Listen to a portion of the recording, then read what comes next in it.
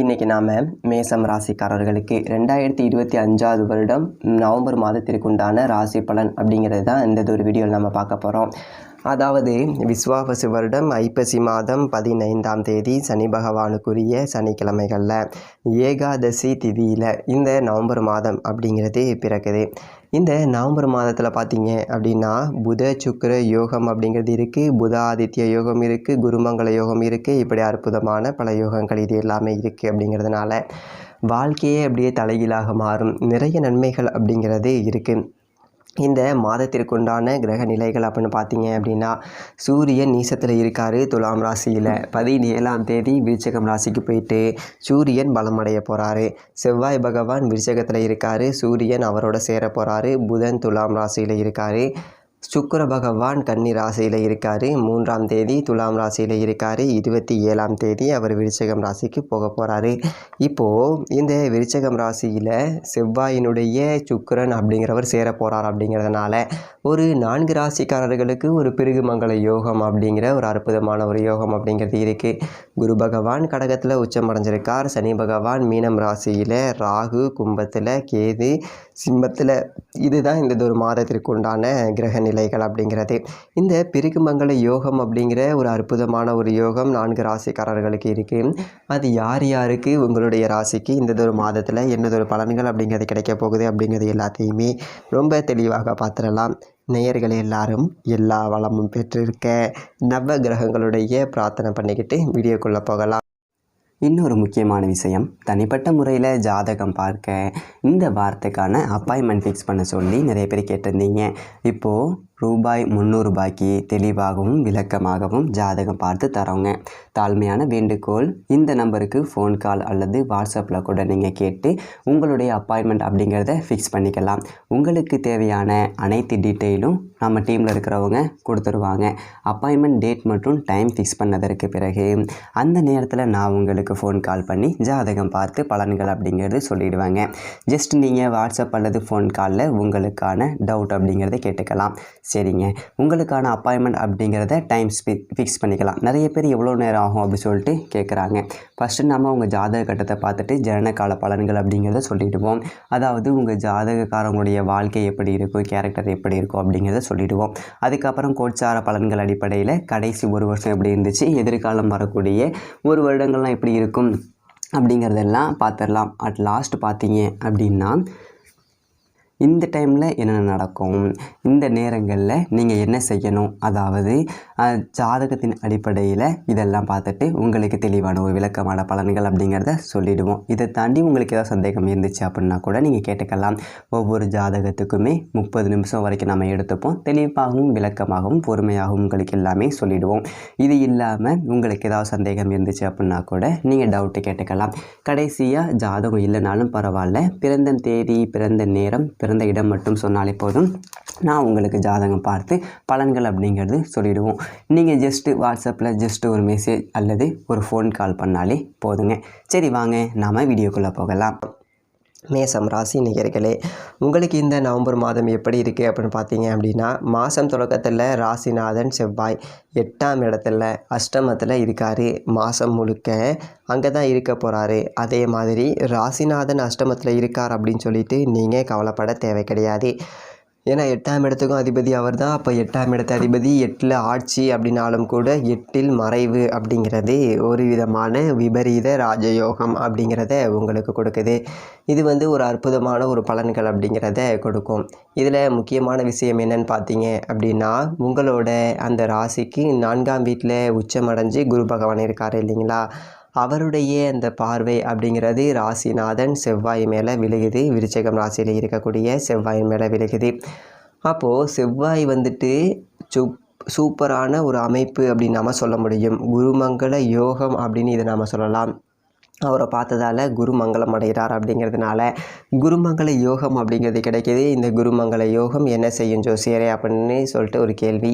அதாவது இந்த குருமங்கள யோகத்தால் சுப விரயங்கள் அப்படிங்கிறது அதிகம் இருக்கும். அதாவது ஒரு கல்யாணம், ஒரு காட்சி, உறவுகளுக்குள்ள ஒரு சுப சடங்குகள் நடக்கிறது, வீடு கட்டி குடி போகிறது, வண்டி வாகனம் அப்படிங்கிறது வாங்கிறது, பிள்ளைகளுக்கு ஒரு உயர்கல்விக்கு பணம் செலுத்துவது, இந்த மாதிரி புண்ணிய காரியங்கள், கோவில் குளங்களுக்கு செலவு பண்ணுறது, இந்த மாதிரியான சுப செலவுகள் அப்படிங்கிறது வரும். சுபகாரிய பேச்சுவார்த்தைகள் அப்படிங்கிறது நல்ல முடிவுக்கு வரும். அதாவது மேசம் ராசிக்காரர்கள் திருமண வரன் அப்படிங்கிறத பார்த்துக்கிட்டு இருக்கிறீங்க, எங்கேயுமே அமையலை. வயசு அப்படிங்கிறது ஆகிட்டே போகுது, கேட்குறவனுக்கு பதில் சொல்ல முடியலை. சொந்த பந்தத்தை வீட்டுக்கு போனாலோ, ஒரு திருவிழாவுக்கு போனாலோ, கிராமத்துக்கு போனாலோ, ஏன்னா இன்னும் ஒன்றும் அமையலையா அப்படின்னு தான் கேள்வி அப்படிங்கிறது போயிட்டு இருக்கு. கவலைப்படாதீங்க, நல்லதொரு வரன் அப்படிங்கிறது அமையும். அந்த நவம்பர் மாதத்தில் நீங்கள் வரன் பார்க்குறதுக்கு பயன்படுத்திக்கலாம். அற்புதமான ஒரு யோகங்கள் அப்படிங்கிறத கொடுக்கும். திருமணம் ஆகாதவர்களுக்கு திருமணம், இது வரைக்கும் பொண்ணு பார்த்தேன், பொண்ணு பிடிச்சா மாப்பிள்ளை பிடிக்கல, மாப்பிள்ளை பிடிச்சா பொண்ணு பிடிக்கல, 2 பேருக்கும் பிடிச்சா ஜாதகம் அப்படிங்கிறது செட் ஆகலை. இதில் யாரோ ஒருத்தரை தட்டி விட்றாதீங்க, ஒன்று கிடக்க ஒன்று சொல்லி விட்றாங்க. இப்படியெல்லாம் தட்டிட்டு போன ஒரு வரன் அப்படிங்கிறது இதுக்கு மேலே நல்லபடியாக அமையும். நீங்கள் கவலைப்பட தேவை அப்படிங்கிறது கிடையாது. அதோட குரு பகவான் உச்சம் அடைஞ்சு இருக்கார் அப்படிங்கிறத மறந்துடக்கூடாது. உச்ச குரு உங்களுக்கு அற்புதமான ஒரு யோகம் அப்படிங்கிறத அள்ளி கொடுப்பார். உங்களுடைய ராசிக்கு 7வது வீட்டில் நீசமடைஞ்சு சூரியன் இருந்தாலும் புதனோடு சேர்ந்து புத ஆதித்ய யோகம் அப்படிங்கிற ஒன்றை கொடுக்குறாரு. கவலைப்பட வேண்டியது கிடையாது. 17ஆம் தேதிக்கு மேலே சூரியன் 8ஆம் இடத்துக்கு போயிடுவார். அப்போது இந்த அஷ்டம சூரியன் அப்படிங்கிறவர் அரசு வழி தொந்தரவுகள் அப்படிங்கிறத கொடுப்பார். அதனால் நம்ம என்ன பண்ணணும் அப்படின்னா, அரசுக்கு செலுத்த வேண்டிய வரிகள் எல்லாமே முறையாக செலுத்திடணும்.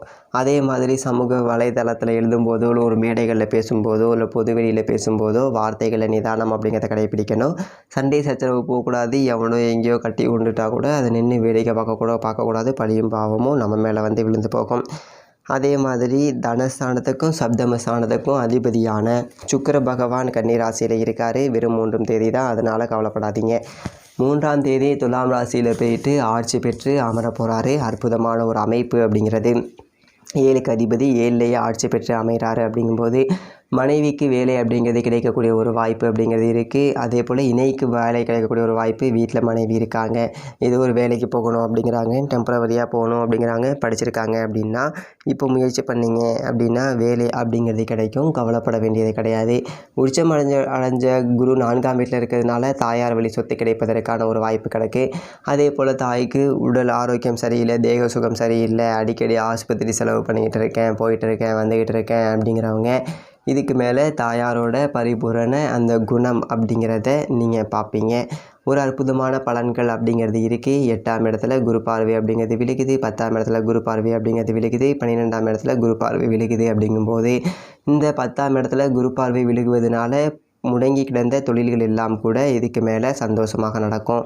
அதை பற்றி நீங்கள் கவலைப்பட வேண்டியது அப்படிங்கிறது கிடையாது. அதே மாதிரி உங்களுடைய ராசியை பொறுத்த வரைக்கும் 7ரை சனி அப்படிங்கிறது நடக்குது. இருந்தாலும் 7ரை சனியை குரு பார்க்க புனிதப்படுறார் அப்படிங்கிறதுனால 7ரை சனி, அந்த விரய சனி, விரயம் கொடுத்துட்டு இருந்தது பார்த்தீங்களா, தண்ட செலவு கொடுத்துட்டு இருந்தது பார்த்தீங்களா, அது இருக்காது.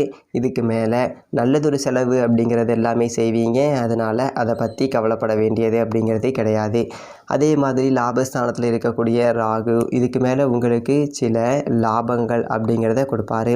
அதே போல் தரகு, கமிஷன், ரியல் எஸ்டேட்டு, ஏஜென்சிஸ், இந்த மாதிரியான வேலை பார்க்கக்கூடியவங்க, ஷேர் மார்க்கெட்டில் இருக்கக்கூடியவங்க, இவங்களுக்கு எல்லாமே அற்புதமான ஒரு யோக பலன் அப்படிங்கிறது இருக்கும். அதனால் நல்லாவே இருப்பீங்க.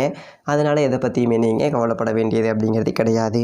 இந்த நவம்பர் மாதம் அப்படிங்கிறது ஒரு அற்புதமான பலன் அப்படிங்கிறத கொடுக்கும். ஒரு 10 ரூபா காசு பணம் மிச்சப்படுத்தலாம், சம்பாரித்து வைக்கலாம், எல்லாம் நல்லா இருக்கும். குறிப்பாக துலாம் ராசிக்கு போகக்கூடிய சுக்கிரன் புத சுக்கிர யோகம் அப்படிங்கிறத கொடுக்குறார். அப்படிங்கிறதுனால எதிர்பார்ப்புகள் எல்லாமே நிறைவேறும்.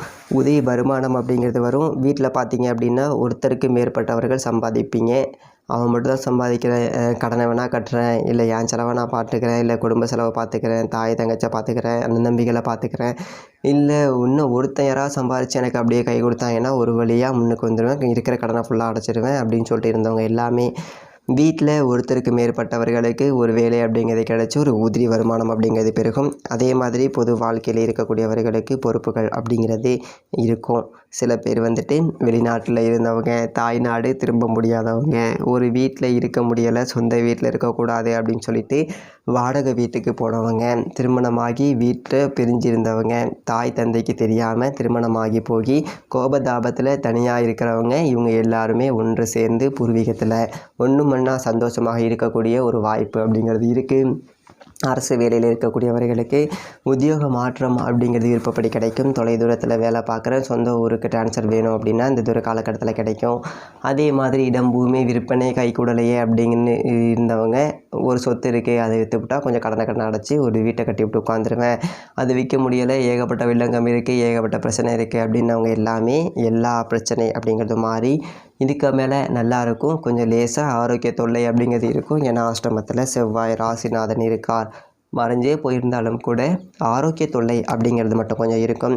அதனால் வெளியிடங்களில் போய்ட்டு தங்கும்போது கண்டதை கிடையாத சாப்பிட்டுட்டு இருக்க வேண்டாம். கொஞ்சம் காரம் மசாலா கொழுப்பு இதெல்லாம் கொஞ்சம் ஓரங்கட்டி போட்டுட்டு மாமிச உணவுகளை குறைச்சிக்கிட்டு இந்த காய்கறி பழம் இந்த கீரை இப்படி சாப்பிட்டுக்கணும்.